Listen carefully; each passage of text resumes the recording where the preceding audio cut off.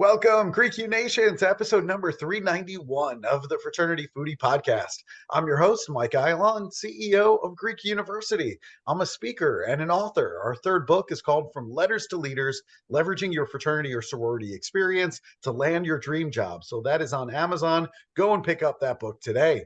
We call these episodes the Fraternity Foodie Podcast because there is nothing like great food to bring college students together.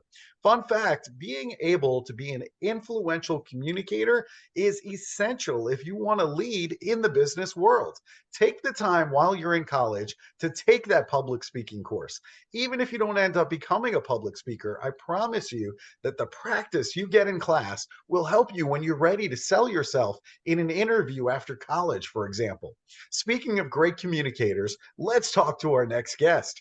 What Karen Laos has learned through her experience is that it really comes down to three things her mom taught her about how to treat people: be direct, be honest, and be kind. Karen teaches high-achieving women in business to speak with confidence and clarity. She has over 25 years of experience specializing in communication for companies such as NASA, Google, Facebook, Netflix, Sephora, Fidelity, Bacardi, United Healthcare, Sony, Uber, and much more. Karen is also a best-selling author twice. The first book is Trust Your Own Voice, Growing Your Influence Through Confident Communication. And the second book is Invisible No More, Stepping into the Spotlight. Welcome to the show, Karen. Thank you so much. So happy to be here. It's great to have you on the show. You have so much to share with our college student listeners. So I couldn't wait to get you on the show, talk to you a little bit more about what you're doing. But, I love talking to our guests about their college experience because I'm all about college. And you decided on Lafayette College, which is in Easton, Pennsylvania, for your undergraduate experience. Tell our audience, why Lafayette? Well, I'm going to be totally honest and say that's the school I got into. Well, that makes it easy then. I'm not going to lie here, but I will say it was the best choice for me. Two of my brothers had gone to Dartmouth, so I had high hopes of Dartmouth and other Ivy League schools, and I did not make the cut. So the truth is, Lafayette was so idyllic for me as a Midwesterner that wanted to go on the East Coast. I said, this is perfect. And it really was. And I was in a sorority as well. So learned a lot from my college experience. And I'm with you. I loved college. I still have Zoom meetings regularly with some of my sorority sisters. That's fantastic. What sorority did you join? I was in Sigma Kappa. Oh, that's fantastic. Love Sigma Kappa. That's great. So what was it about Sigma Kappa that made you want to join them? The people were so authentic, truthfully, so real, down to earth, funny, relatable, all the things. It was really interesting how much, because now you're bringing me back. I love this. Yeah. How you could tell so quickly, like, these are my people. Yeah. Whereas some of the other sororities felt a lot more appearance focused, and I don't know, all the things. I know we all contend with that in our day-to-day lives. Of course, you want to be in the most popular, whatever. And, I got to look good, and I want to go where everybody else is going. And at the end of the day, I love my sisters. And I lived in the house. I was the social president for a couple of years. So I definitely got involved and had a great experience. That's wonderful. I'm so happy to hear that. I'll tell you a great Sigma Kappa story that happened this weekend. I was speaking at Lock Haven University, of course, in Pennsylvania as well. And the Sigma Kappa chapter really, they were trying to meet some new women on campus. And so I said, why don't you move all the students into the dorms and just wear your Sigma Kappa letters, And so that's exactly what they did. And through no fault of their own, this had nothing to do with Sigma Kappa. but one of the students, they were moving into her dorm, she had broken the mirror that she was going to put on the back of the door for her dorm room. And Oh, so, yeah, and so, of course, everyone was disappointed that we couldn't, hang up the mirror in her room. And the Sigma Kappa sorority woman was telling me the story, and I said, you know what? I said, do you still have her contact information? And she said, yes. And I said, why don't you go over to Walmart and pick up a new mirror for her? It's going to cost you like $5, but then just text her and say you're downstairs and you have a surprise for her. And that's exactly what she did. She went to Walmart, she got a new mirror, she texted her and said, I'm downstairs, I have something for you. And this student comes down and sees a brand new mirror for her dorm room. And you know what? She was invited upstairs. They talked for 30 minutes and they've been talking ever since. no So, kidding. yeah, yeah. Oh, that's beautiful. Isn't that I love beautiful? those moments of, yes, humanity helping, just helping It's each other. Yeah, it's just humanity. It's just, trying to change that narrative about what fraternity and sorority really is because, there's all kinds of stereotypes out there about fraternity and sorority, men and women, and I just want to change that. And, I Yeah. think that is one step in changing that narrative in the mind of that one student. There was no obligation to go out and buy a new mirror, but it was just something to do to say, hey, we're sorry that happened to you. We hope you have a better experience going forward. Yes, that's lovely. I love it. Oh, Anyway, so yeah, so we love Sigma Kappa over here. They that's a do the great right, Sigma Kappa story. really, and you do some amazing things too. I mean, you have this mission where you want to eradicate self-doubt in 10 million women worldwide by 2030. So tell our audience, why did you choose this particular mission? Well, part of it is my own story. For too long, I held back from sharing my ideas. And I had this pivotal moment when I was in a boardroom presenting just to my peers. It was not a high stakes situation, but I learned that there were certain environments where I felt really intimidated in spite of speaking on all of these stages throughout the world. But my boss had to shut down the meeting because I got tongue tied. And it was because the reason I couldn't speak is because I had this internal conflict of what I should have been presenting or what she asked me to present. And I was taught that you don't question your boss, you just do what they say. And when she pulled me aside, she was my greatest champion and my greatest cheerleader. And she said, Karen, once again, you didn't trust your gut. You could have just said, I don't know why we were meeting about this in the first place. Let's table this and pick this up another time. And that idea of someone giving me that permission, but also recognizing that I could give myself that permission. Why did I not think of that? And I was so embarrassed. And that is when I really went to town with my own personal growth and spent years working on what is the root of that. And it really was around self-doubt. And I've continued, the more that I work with women, the more I talk with women in general and help them, that seems to be the biggest challenge. So that's why I set out to do it. Part of it was to help others like myself, and then also seeing a societal need for it. And then I do think that I've always been a big, lofty dreamer with big goals. And I've had a pretty good track record of reaching most of them. So I am confident and in great expectation that this is going to happen by 2030. And we're close to 2 million already. Wow, that's incredible. Good for you for seeing the need and going after it and chasing after it. I mean, it's a lofty goal. I mean, 10 million women. Yeah, I mean, that's a big number. Okay. That it is a is. big, it's hard for me to get my arms around it. It's I so know. big, but hey, Yeah. good for you. Why not?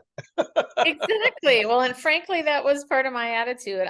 For me, and what I have noticed, and I think this is a good reminder for all of us, that when you have purpose and you have something that is moving you forward every day you wake up, and whether it's your core values or a big mission, or maybe it's a simple mission, it doesn't have to be some big thing either, but having a vision to go for things, I know for me, it has given me so much more focus in the decisions that I make every day. I love that. That's really, really great. You also talk about some ways that women give away their power. So, what do you mean by that? How do they get it back? Yes, I'll say one thing specifically related to, well, it's all related to communication because that's my expertise. But one of the ways is we speak softly and hesitantly. we generally don't speak with this nice volume that people can hear, or we might be a little hesitant. And the other thing is we often speak with a question mark versus a period. So that upspeak or uptalk is, when we say that statement, that's actually a statement, shouldn't be a question. But I see this all the time. Actually, in all genders, I see it in introductions where we often don't even say our name with a period. It's things like, hi, I'm Karen Laos, and I'm originally from Minneapolis, but now I live in San Francisco. Versus, hi, I'm Karen Laos. I am originally from Minneapolis, but now I live in San Francisco.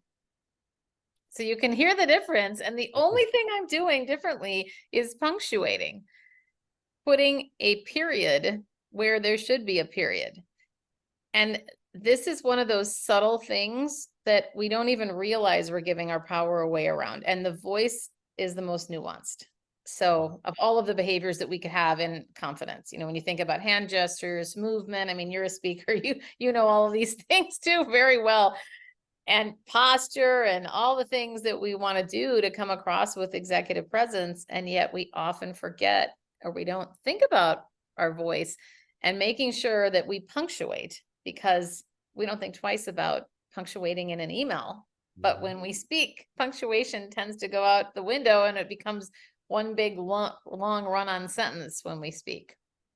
That was really good. Your example was very effective. You could tell a big difference in those two scenarios. Are there other communication mistakes that we're making? Now I'm like, what else are we not doing? Yes, there are. So another one that I find really, really big is we ramble and we don't get to the point. So my tip for that is, number one, have a point, prepare in advance. What is the point? When you start talking, a lot of people start talking to find their point. And yet if people have to burn too many calories to listen to you and to figure out what your point is, they're going to tune out. And so that's one thing that I definitely recommend, is have that point up front. And then the second part, when you do find yourself rambling, or if you realize you're getting lost in your speech, stop and leverage the pause to gather your thoughts and say out loud, my point is this. Because we all ramble. Let's just face it. It happens. I'm a recovering rambler myself. This is something that I taught myself to do. And it has helped so much, because I'll notice sometimes, and now I've taught this to other people, and then people seem to get like, they love it. They give me feedback and go, that really helped me. Because we can all have a tendency to lose our train of thought, or more externalize our train of thought, perhaps. And therefore to say, here's my point, then it brings everybody back as well as yourself. We have a lot in common, because I can see right away that we both love really good speakers. Great communicators are really exciting. My favorite is Dr. Martin Luther King. I can listen to him all day long. So if a college student wants to become an influential communicator like a Dr. Martin Luther King, how can they go about doing something like that? Well, the first step is to get a reality, like the real picture of how you are coming across. And the only way that you can really do that is there's two ways, but the best is video. Record yourself, and as much as you can, record yourself in a real environment where you're presenting, or even audio. That's second best, is we all have phones that have recording capabilities. So record yourself when you're on your next Zoom call or anything, class, somewhere where you're speaking. And it doesn't have to necessarily be when you're presenting, but when you're contributing to a conversation. I actually had years ago, when I was managing people and working for a company, one of our, I would say, I know you should probably say younger women, but newer into the workforce, she was living with roommates. And for her, she needed to work on her filler words. She said and too much.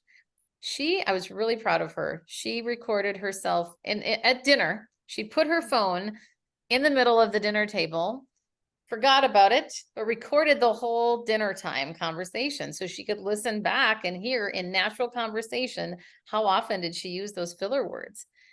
And that's anything like that, where you can get an objective reality of how you're coming across. the best way. And then the second way, so the first way, again, that's recording yourself, video or audio or both. And then the second way is getting feedback from other people. Because, you know, a lot of times we can't be, we can't be outside of ourselves.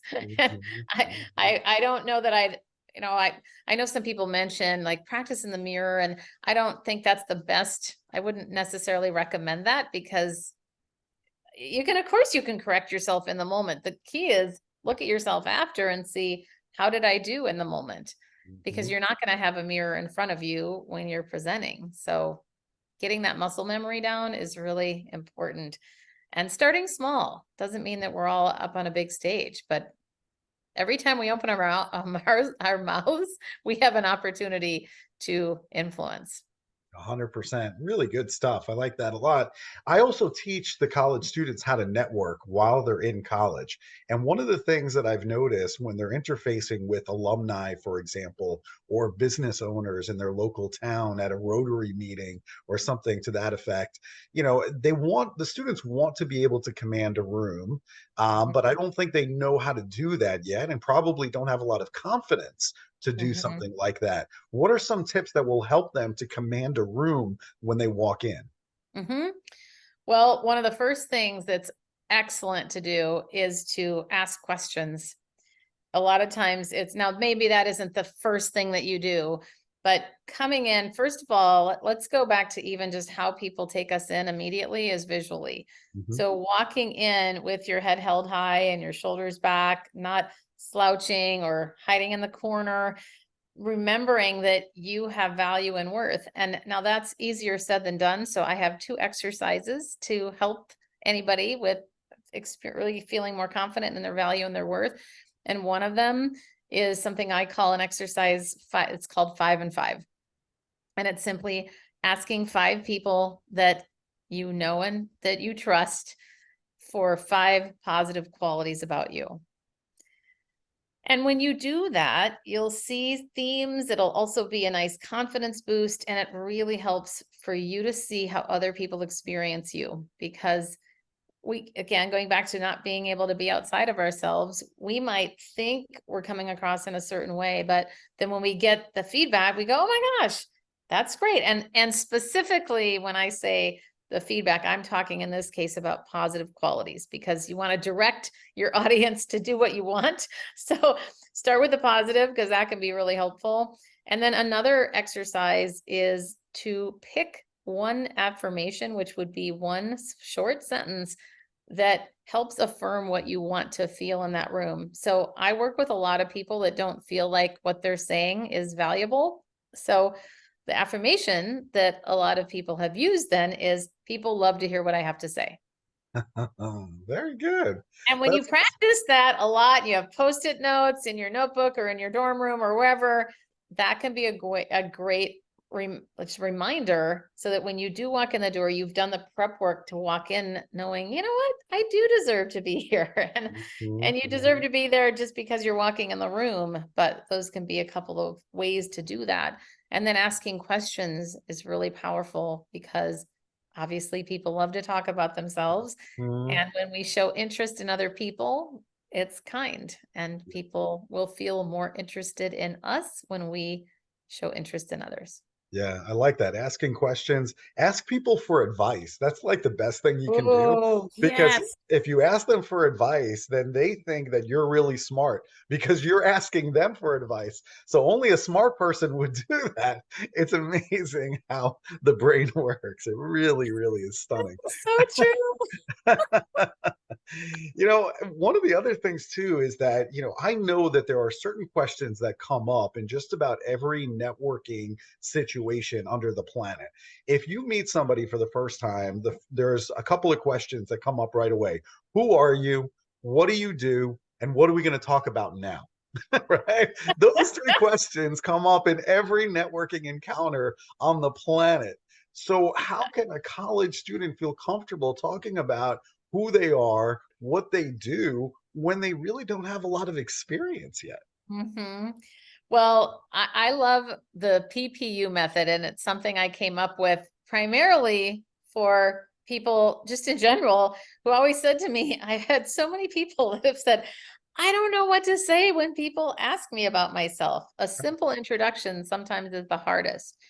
And while not every college student is, well, most college students aren't going to have a lot of work experience, think talking about your passion is great. But let me do two things. I'll share the regular model, and then I'll talk about how I see passion integrating with this.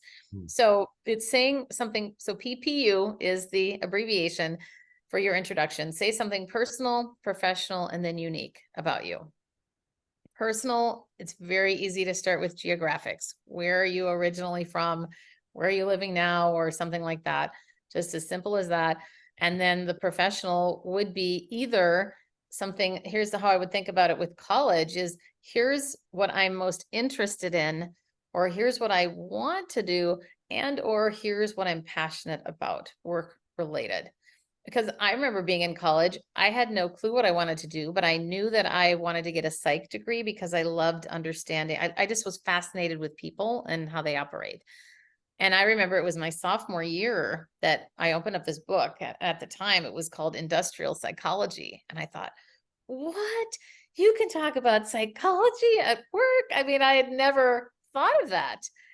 And so if I were doing that intro now as a college student, I would say something like, I am fascinated by psychology in the workplace.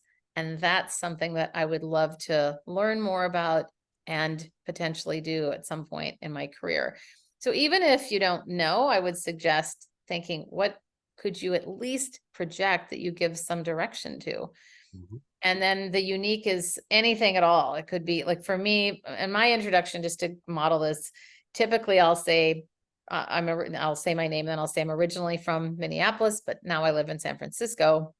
And professionally, I primarily am a keynote speaker working with women's groups in the corporate world on executive presence and their message, specifically helping them with conversational tools to ask for what they want and get it.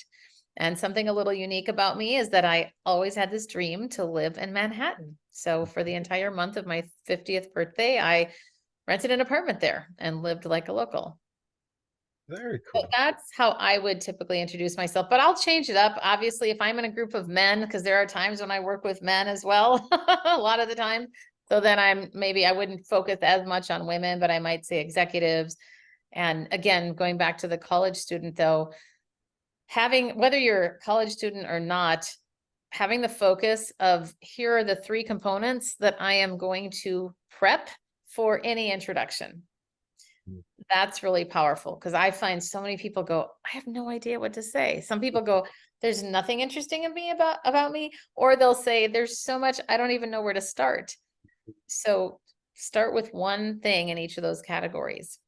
Yeah, I love that. It's really, really effective. And what Karen just did there, she's really developing her own unique selling proposition, or USP. She's essentially saying that, she does X and she's helping them solve some problem. And ultimately, this is who I work for or who I work with, and this is the problem that I solve. If you can do that, it's just a formula. Plug in whatever it is that you do into that formula, and that's the perfect way to start that introduction. And I like the personal approach too, where you're originally from, where you live now. Just so happens I was born in Manhattan, New York City. So there you go. How Oh, lucky is that? that's fantastic. Yeah, it's really fun. And now I live in Nashville, Tennessee. So, things Oh, change, look at that. I'll be there next week. There you go. I'll There you wave. go. Wave. It's a fantastic place. It's really, really great. I also wanted to talk to you about conflict in student organizations, because I'm sure in Sigma Kappa, as much as you loved each other, there were probably times when maybe you got into a disagreement, or maybe you just didn't see eye to eye with everybody in the chapter. It's kind of inevitable. And the reality is that's how fraternities and sororities got started. It was really all about debate 100 years ago. And they wanted to debate things that the college wouldn't let them debate. So they just moved it off campus and started doing it in a fraternity house. you know so I guess, how should the student listeners here, how could they navigate conflict in their sorority or fraternity chapter? Well, the first thing is to lean into it.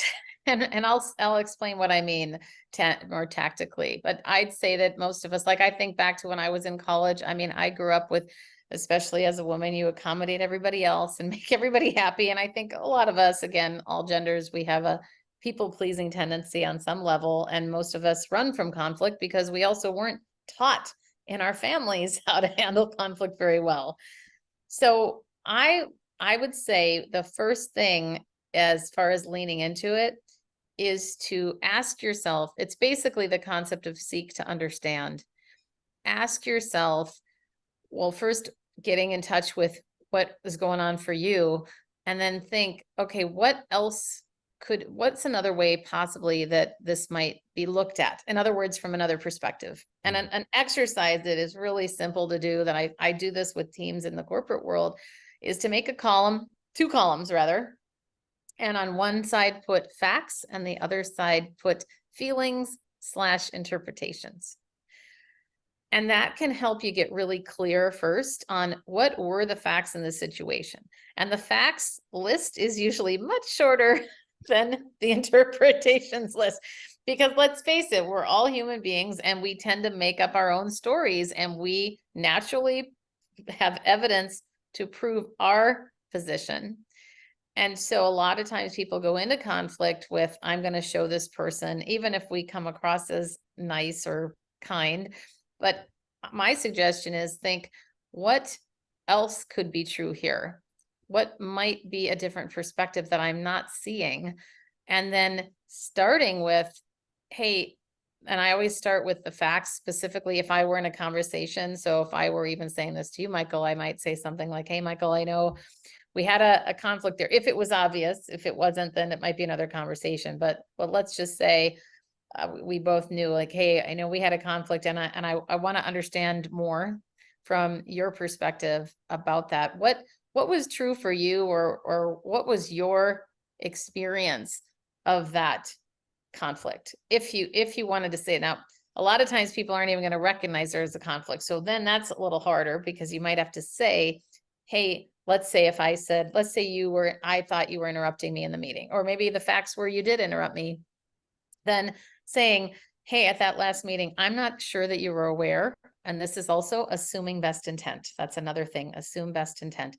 Not even sure that you were aware, but when we were meeting, and I've noticed there's a theme now, and that's why I'm bringing it up and didn't bring it up sooner, because there's a number of times where you've interjected. And I think interject is a better way to start than say interrupt, because people tend to get defensive. But that's a whole other, could be a whole other conversation. But basically starting with, what is the thing that you noticed or observed? And so, hey, I noticed that you interjected, and I'm wondering if you're aware of that. So coming from that place of curiosity by asking a question and then having a dialogue, because usually what happens when we're gearing up for a conversation with a conflict, we tend to almost dump on the person like it's a monologue. And when we go into this whole, there's so many models on conflict. We'll say this and then say that. And sometimes people just say the whole thing. And then that person that you've addressed, like, you might have been thinking about this for months or weeks, and they're hearing it for the first time. And most people are defensive anyway, because they want to defend their position. So you've got to give them some time to absorb what you said. And that's why asking a question and pausing is so helpful. So that's a starting point. Brilliant. Absolutely brilliant. I wanted to ask you one more thing, because I think this is going to be really helpful for all the college students that are going to get into their first job. They're probably going to be underpaid initially. So when it is time to negotiate with their boss for a raise, what is the best way to go about doing that? Ooh, okay. So 2 things I want to say. First, are we talking about first jobs starting salary, or when you I say job? mean, let's say it's either. Maybe it's, Okay. this employer is kind of taking advantage of a first time employee, knowing that they're coming straight from college. And then maybe scenario 2, maybe you've been in the job for a year or 2, and you're just not climbing up in terms of pay very quickly. Great. The first thing I would say in both scenarios is make sure that you are making a list of your accomplishments as they happen. it's so hard to go back and remember, like, what did I do that month or that month? Any milestone or something that you would consider a value to a company, write that down. And then you can even characterize it. You will probably blow any employer's mind when you say, I have tactical skills and character skills. And I'd like to tell you about each of them.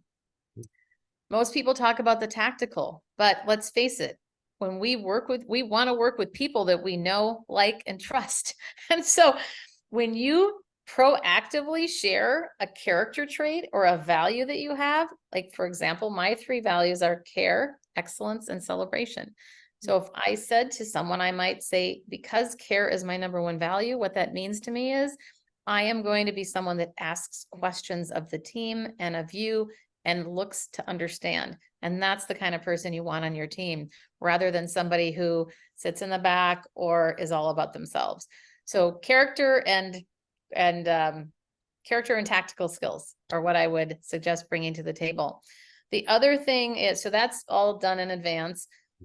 If we go to the scenario of the first job starting salary, this I want to share related to the women, but it's also very helpful for again, all genders, but only 7% of women negotiate their first job starting salary out of college compared to 57% of men. And that is a huge disconnect. So ladies, for those of you listening to this, make sure you negotiate. And it's amazing if you ask, and maybe it's not, if they say no more to money, let's say if it's not money, there's other things that you value, like the work from home or more vacation or whatever. Think about that stuff in advance. And then when you are working for a company and you're just kind of not feeling it, the thing that I would say is be prepared with why your boss should care. Why should they give you a raise? Don't just go and say, I've been working here for 2 years, I add value, blah, blah, blah. Say, you always got to think about your audience. What do they care about? What matters to them? So position it in a way that something like, hey, I noticed that we as a company are looking to expand our marketing department. I have skills that I first of all, I have some very specific proven skills, and I'd love to share with you a couple of accomplishments that I've made over the past 2 years. And I see myself, first of all, I have lots of passion, and therefore I would like to, have you consider a raise for me of X% or whatever it is. And the more specific you can be, the better, for sure. So those are, I could talk about this forever. Definitely know what your audience, why your audience should care. And I'll tell you one other thing. I remember one of my bosses in the past, she said, make it impossible for me to say no. So many people come to me with, I want to do more, I'm not doing enough. And she was a little snarky. So she was talking about how they would complain all the time. I want something else. I want a promotion. I want a raise. She goes, show me the value that you're going to give or bring and what you want to do. Also, don't make me try to figure it out. Come with a proposal, come with a solution. And that at least shows your initiative. Even if they say no, then, well, let me add one other thing. I keep saying that. If they say no, here's the best question to turn a no into a yes. Ask them, what is the biggest obstacle that's holding them back from saying no or from saying yes? And that can be a really great conversation starter to potentially turn things around. I love it. Great advice. Really, really good stuff. Now, we do love good food here at the Fraternity Foodie Podcast. I know that's shocking to you. The next time that I'm in San Francisco, which, by the way, is an absolutely wonderful city, has incredible food, the seafood. I mean, just at like Fisherman's Wharf, there's enough food there to keep me happy. But the next time I'm in San Francisco, where should I go for a great meal? Go to the Stinking Rose if you have not been there before. Mm-hmm. It is a wonderful place. It's a little touristy, but it's also excellent food. And it is true that they cook with so much garlic, and you can get garlic ice cream, but their pastas, their calzones, their sandwiches are absolutely fantastic. That sounds delicious. I'm going to have to go and try that out the next time I'm in town. I will let you know what I think of that fantastic restaurant. And sounds like they got some good cooking there. So I'm looking forward to it. That's awesome. All right. So if our listeners, if they need coaching or if they're interested in bringing you to speak on their college campus, where should they go to connect with you, Karen? KarenLaos.com is where you can find me. It's KarenLaos.com. And if you go to my website, you can get your own download of a freebie called 9 Words to Avoid and What to Say Instead, which has been very helpful for a lot of people because you might not realize you're saying some of these words that you want to avoid so that your credibility goes up. I love it. All right. So go to KarenLaos.com, KarenLaos.com, and you're going to get a freebie. You're going to get a free download. Karen's not even going to charge you for it. So go and check that out. I appreciate it, Karen. This has been a lot of fun. I learned quite a bit about communication today, and I love your focus. I think it's absolutely brilliant. So thank you for sharing all this great information with us today. Thank you. All right, you're very welcome. And to our listeners, if you enjoyed this conversation with Karen, I want you to like it on social media. I want you to share it with other college students that need help in the communication area. And we hope to see you on another episode of the Fraternity Foodie Podcast. Thanks so much for joining us, and we'll see you next time.